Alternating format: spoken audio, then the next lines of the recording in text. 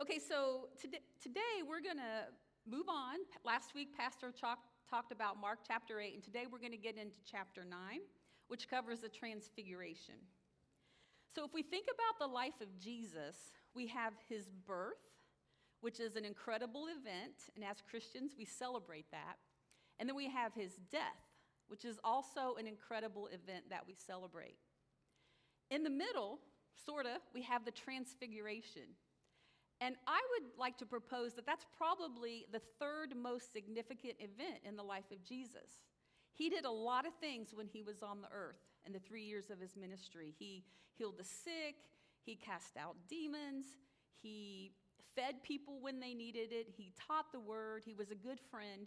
But even in the midst of all those things that he did, I still think the transfiguration should get a little more attention than I know I've given it in the past. So let's take a look and start reading in chapter 9, verses 2 and 3. And after 6 days, Jesus took with him Peter and James and John and led them up a high mountain by themselves. And he was transfigured before them, and his clothes became radiant, intensely white, as no one on earth could bleach them.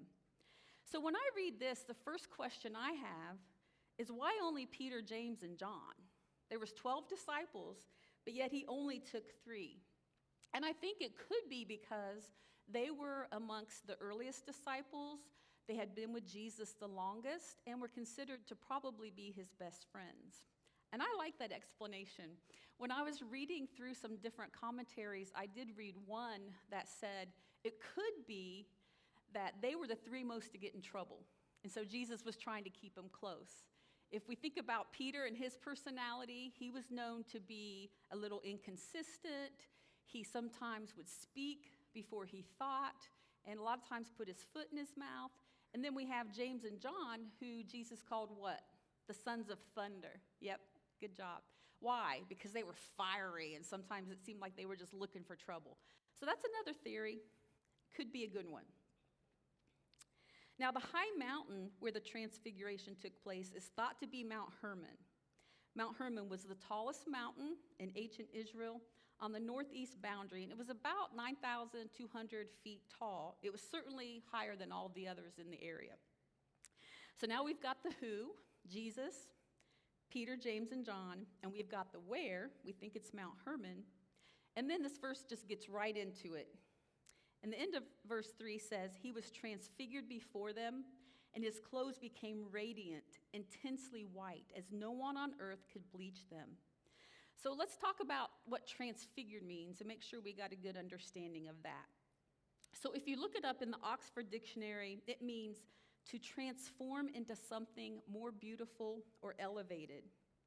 And it's also the passive form of the Greek word metamorpho. That's fun to say, meaning changed in form or transformed.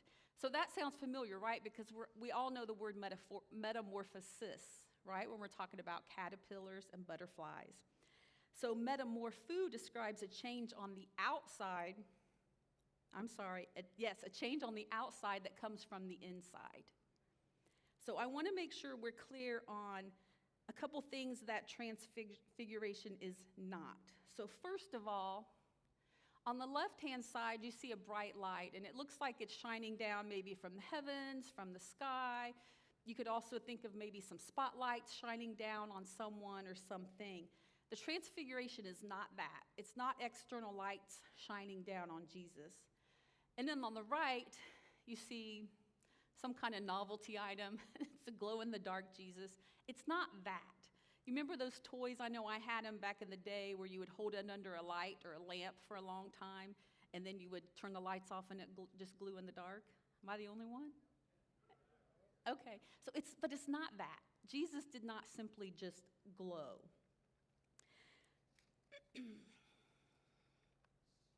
So if we can go to the next slide. I tried to look for a picture that would really depict what it looked like, and there just really aren't any good ones out there, in my opinion. They all kind of look like this. So we need to try to just envision this radiant, brilliant light coming from deep within Jesus out. And I honestly don't know that there's really good words to describe it, or certainly any pictures that really show what it would look like. However, Mark does his best to describe how bright it was, and he uses some words that are familiar to us. He says that his clothes became radiant, intensely white, as no one on earth could bleach them. Now, in my house, I'm super blessed because Kevin likes to do laundry, and he does pretty much all of it. Sometimes he won't touch my gentles because I'm picky, but he does everything else. And if there's something that gets a stain on it, I know he's going to get it out. It seems like if I'm wearing a light collared top or a white shirt and I decide to eat ice cream or chocolate, guess what?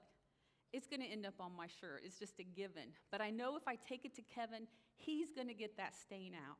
However, it doesn't matter how much bleach we use or how hard we try to get our whites white, they only get so white, right?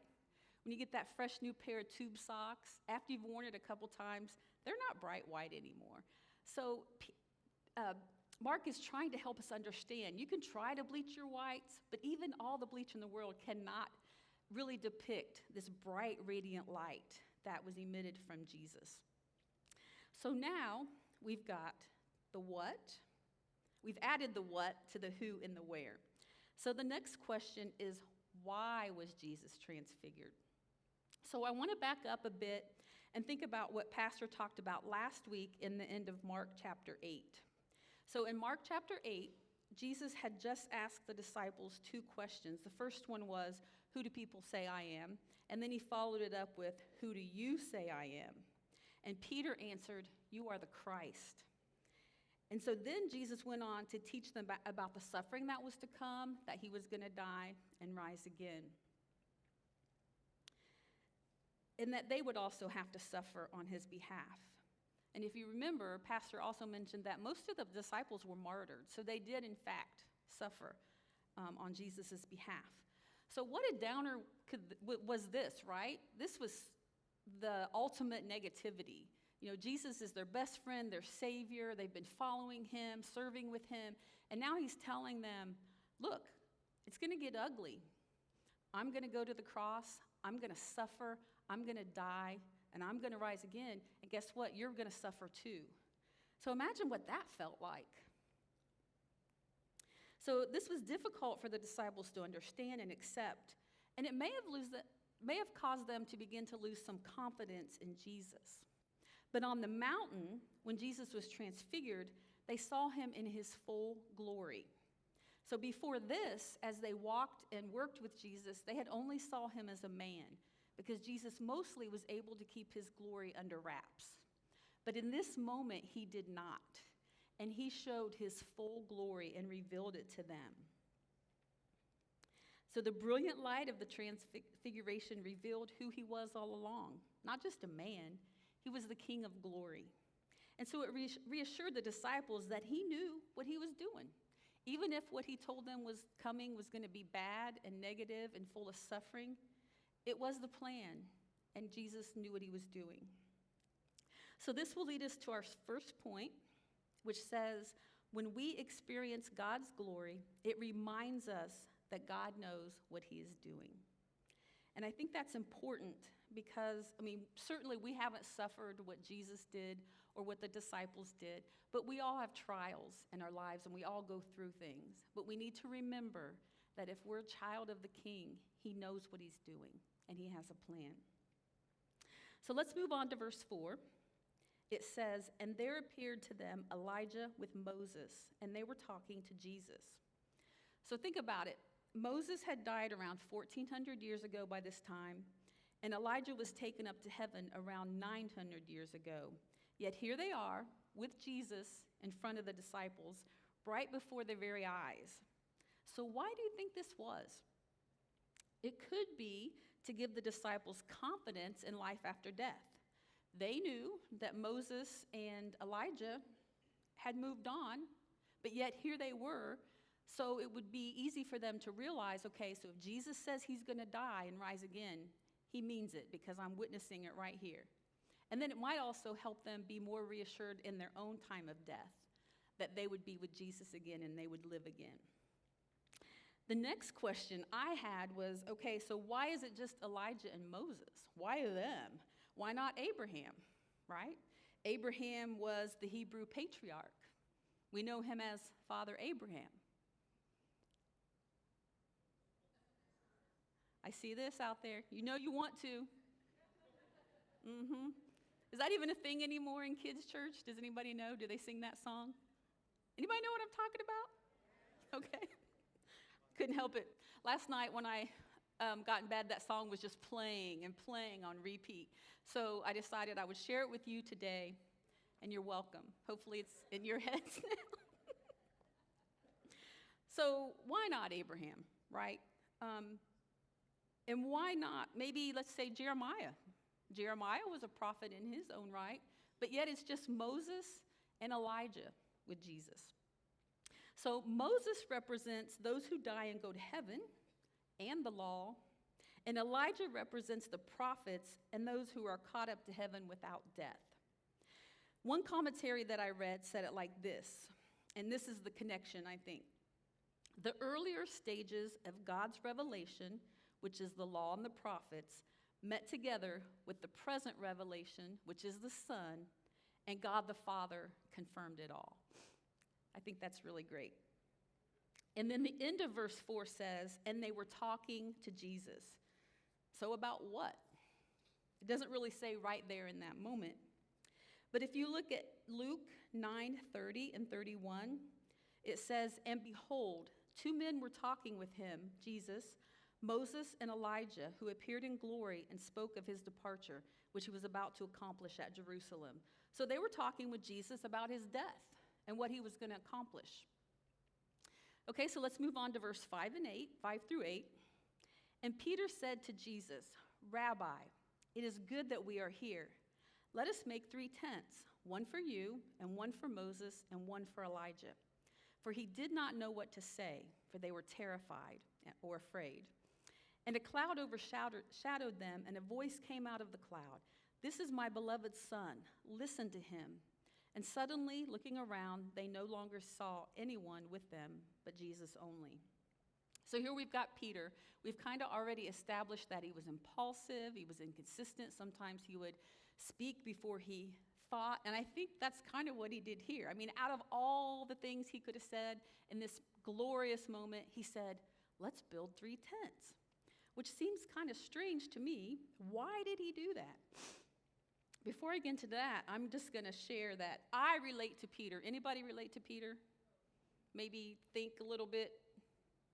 Speak before you think. I do that. I'm getting better, but a few years ago, Kevin and I, we've gone on several K-Love cruises, but we went on our first K-Love cruise. You probably know K-Love, right? It's a Christian radio station. They host an annual cruise every year. They bring a lot of bands, so there's just music and concerts and fun, and we really enjoy that. So we went on our first cruise, and we had the really great opportunity to go to an intimate acoustic concert with Mercy Me and Danny Goki. You guys know them? Okay, so it was wonderful. It was very small. There had to be no more than 100 people in the room, so it was really cool. And afterwards, after they both did their acoustic set, we had the opportunity to do a meet and greet. So we got to meet them, chit-chat a little bit, take some pictures, and it was really awesome. So I noticed that Mercy Me was over here. By this time, they had been on the scene for years. So, right, dozens of hits, people know them, and the crowd, the small crowd, is flocking to Mercy Me. They're like almost mobbing them. And then over here's Danny Goki, who was new on the scene, and he's all by himself. So I felt like I had to do or say something, but I didn't think it through. I trotted up to Danny Goki, who's standing there all by himself, and I said, you look lonely standing here. Why? There's so many things I could have said. I enjoy your music. Thanks for doing that concert. It's nice to meet you. But I said, you look lonely standing here. He looks at me and says, ma'am, there's a line. So I did what I had to do, and I went to the end of the line and awaited my turn. As it turns out, throughout the rest of the cruise, we ran into Danny Goki a few times on the ship, and he recognized us. And every time he said, oh, there's my friends. And it just became a joke. Kevin would always say, he looked a little nervous and was probably about to call security. So it's just been an ongoing joke with us. But I've done things like that many, many times. I like to think I'm getting better, but at least I can relate to Peter. And I think probably some of you can too.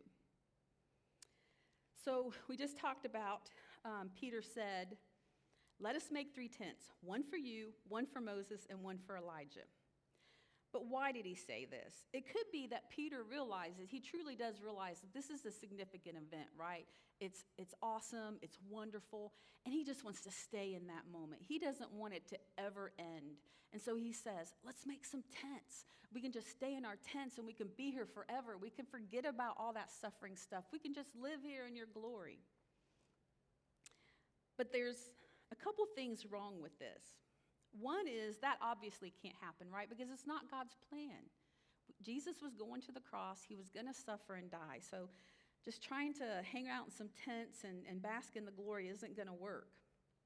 And then by building 3 tents, one for Jesus, one for Elijah, and one for Moses, in a sense, Peter is putting them all 3 on the same level. And they're not, right? Jesus is not on the same level as Elijah and Moses. So we can consider Peter's remarks to be a little bit foolish. He just didn't think before he spoke.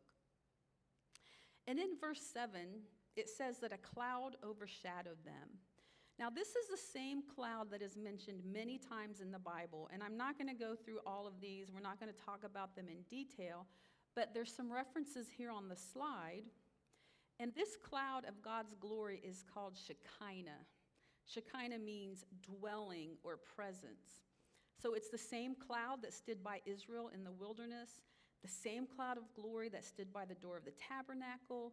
It's the cloud that received Jesus into heaven, and it's the same cloud that will display the glory of Jesus when he returns in triumph to this earth. And then, like I said, there's several others. Those are just a few of the examples. And then, after the cloud overshadowed them, they heard the voice which said, "This is my beloved Son, listen to him." And at that moment, the disciples knew that they no longer had to doubt and be afraid about the plan that Jesus had shared with them, because it was all right with God the Father. Okay, now I'm going to begin to move a little quicker, or maybe not. It's only 10:47. What do you think? We got plenty of time. No. So let's look at verses 9 through 12. We'll start with 9 and 10. So as they were coming down the mountain, he charged them to tell no one what they had seen until the Son of Man had risen from the dead. So they kept the matter to themselves, questioning what this rising from the dead might mean. So Jesus told them, keep this to yourself, don't tell anyone. And the Bible says that they did. What I find interesting is that they've just had this incredible experience. They heard the voice of God, and they still walked away questioning. And we know this isn't the first time that the disciples witnessed something fantastic and still didn't comprehend it. So this lets me know that there's hope for me, and there's hope for you, unless you got it all together, and I'm the only one. What is also interesting is that they were talking among themselves about what rising from the dead means, but that's not what they asked. They asked Jesus a question, and we'll look at verses 11 through 12, and what they asked was, why do the scribes say that first Elijah must come? So they're talking amongst themselves about what rising from the dead means, but they don't ask Jesus that.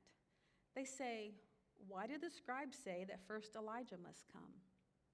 And so he answers them, and he says, Elijah does come first to restore all things. But then notice, after he gives them that quick answer, he moves right back to the original plan. And so the next thing he says is, how is it written of the Son of Man that he should suffer many things and be treated with contempt? So he answers their question, but he wants to make sure that they're tracking with him and they understand what's going on and what he's talking about. And then he says, but I tell you that Elijah has come, and they did to him whatever they pleased, as it is written of him. So why would the disciples ask this question? They are referring to Malachi 4, 5, and 6, where the coming of Elijah before the Messiah is prophesied. And it says, behold, I will send you Elijah the prophet before the coming of the great and dreadful day of the Lord. And he shall return the heart of the fathers to the children, and the heart of the children to their fathers.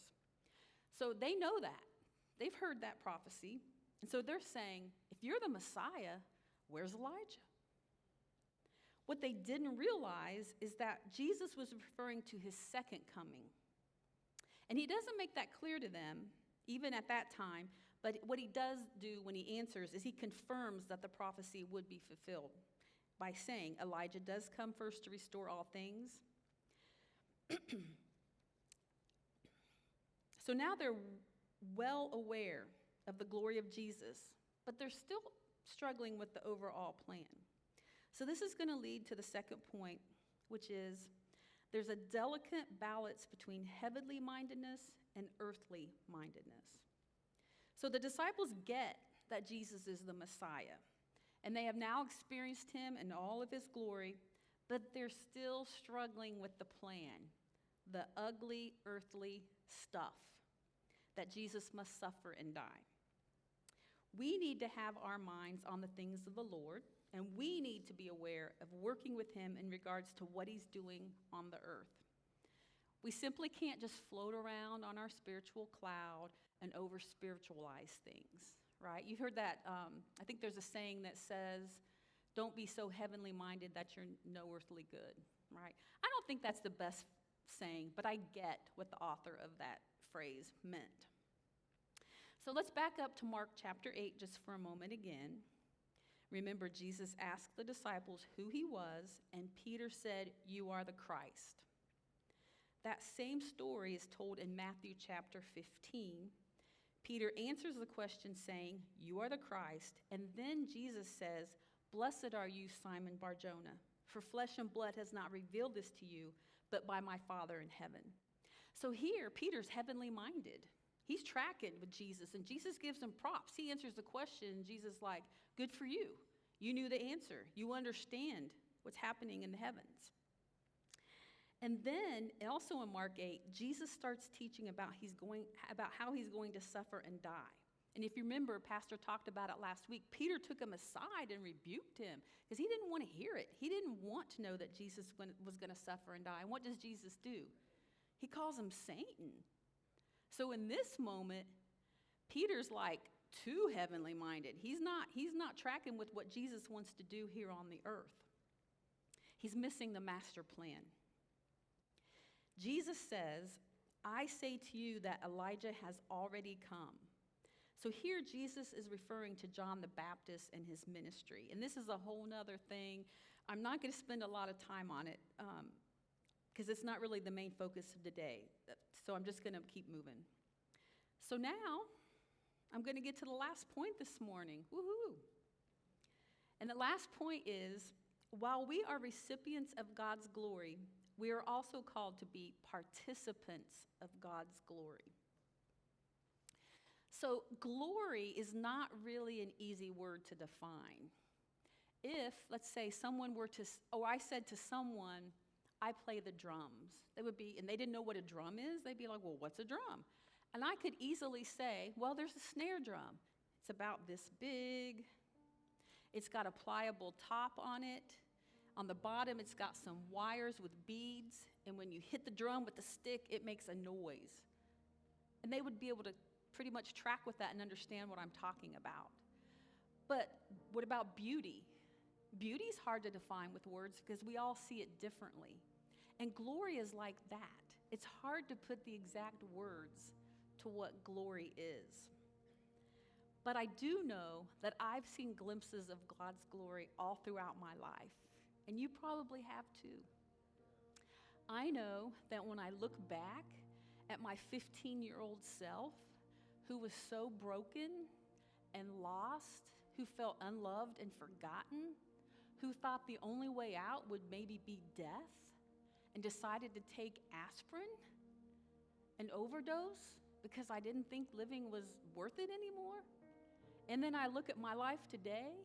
I mean, I haven't arrived and I'm not all that, but that's God's glory, right? And when I look at the relationship I've had with my father, who is not a great father, he was abusive, he never showed that he loved me. I spent most of my life despising him, never had a solid relationship with him, didn't care to, didn't want to. But guess what? Today we've reconciled. And that hardness in my heart, that resentment I had for him, it's not there anymore. And I can honestly say I love him. I could have not said that a few years ago. That's the glory of the Lord working in my life. And again, I know you all have those same stories. That's an example of how I've received God's glory. But he also wants us to participate in his glory. So how do we do that? So it could be when you show up to work in the nursery and there's something that you say or do to a child that shows them that they matter and they're loved. And God's glory can come in and really begin to work in that little child's life. And maybe they grow up and serve them all the days of their lives and do big things. It could be that you show up to work on the hospitality team and you're one of the first faces that somebody sees where they come into the church. And the way you interact with them lets them know you're accepted here. It could be that you show up for pre-service prayer and you walk these aisles, you pray for the service, you pray for pastor, other church leaders, the community, Israel. And by your prayers and commitment, what? God's glory shows up. There's all kinds of ways that we can participate in God's glory. We're not going to fully understand his glory till we get in heaven with him.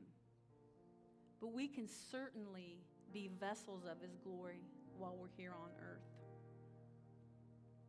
I want to remind you that God loves you and ask that you receive his glory and participate in his glory.